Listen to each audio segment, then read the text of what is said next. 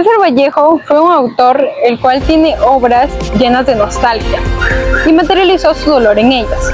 En el cuento Más allá de la vida y de la muerte, nos refleja la cruda realidad que es la pérdida de un ser querido. Aquí nos preguntamos, ¿cómo las personas pueden superar la pérdida de este familiar? Llevándolo a la realidad, ¿qué pasa al enfrentar la pérdida de este familiar? Vallejo sufrió un gran dolor tras la pérdida de su madre, dolor que se ve reflejado en el cuento Más allá de la vida y de la muerte.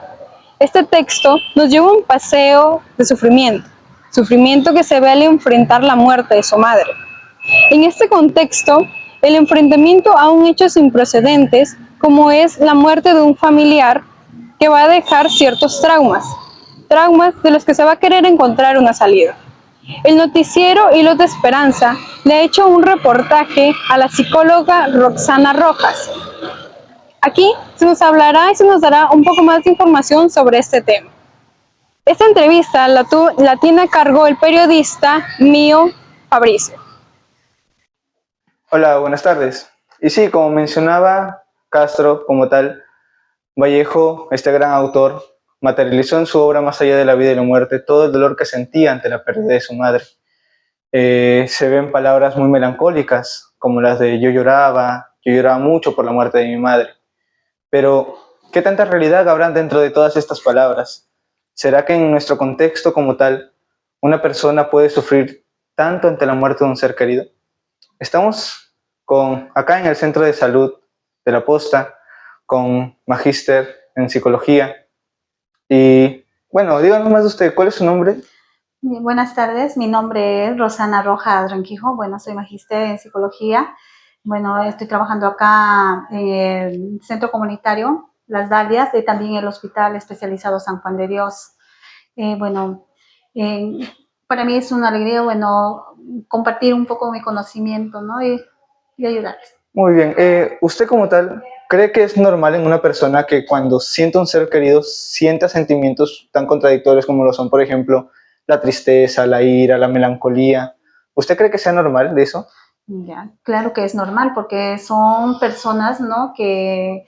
Familiares, ¿no? Que ninguna familia, quiere perder a un familiar, ¿no?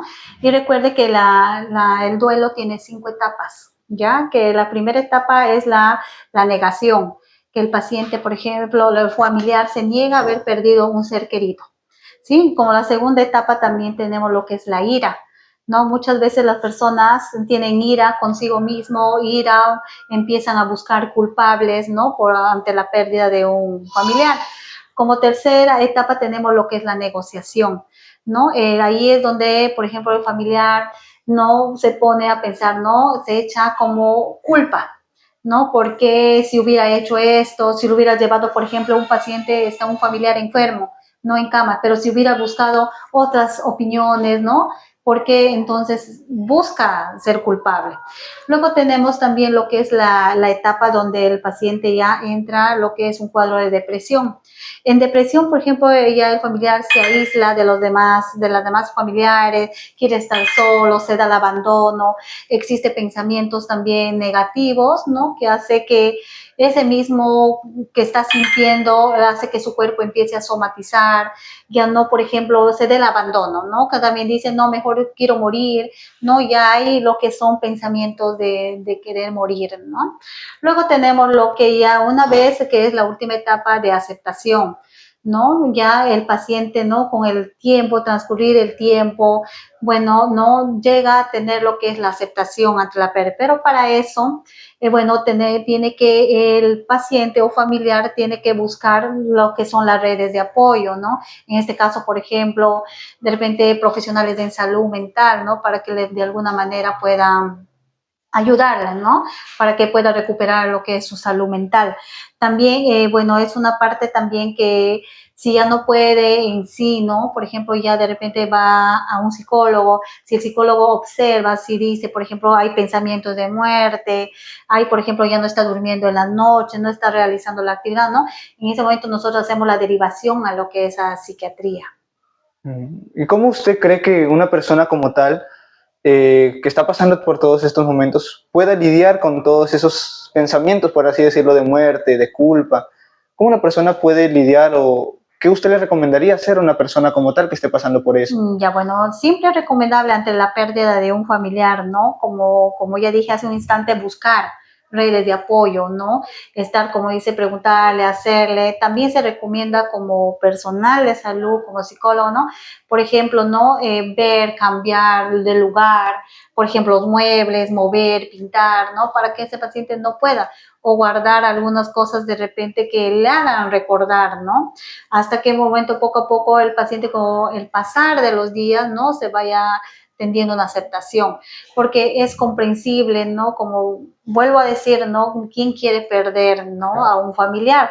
Muchas veces no resistimos ante esa noticia, no podemos creer, ¿no? Y es como, por ejemplo, ¿no? Cuando una persona sale de viaje, sabe en cualquier momento va a regresar esa persona, pero cuando ya la persona fallece, ¿no? Entonces ahí es donde los pacientes que nunca más le van a poder ver, que su vida de repente de la persona ya no va a ser igual, ¿no? Pero recuerda que es muy importante ser resiliente, ¿no? Tener esa capacidad, ¿no? Que todas las personas tienen de salir ante cualquier adversidad, una pérdida, todo eso.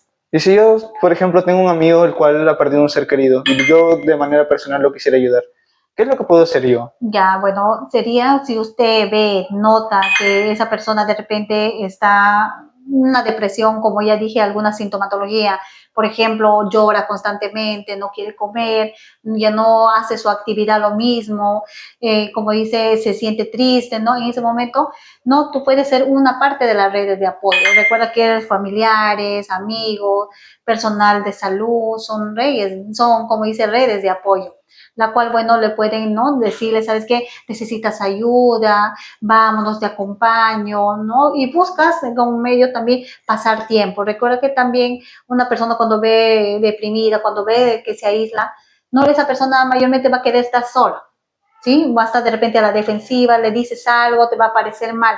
Pero por eso, ¿no? La persona, los amigos tienen que buscar a esa persona y dejar, por ejemplo, ¿no? Que se aísle.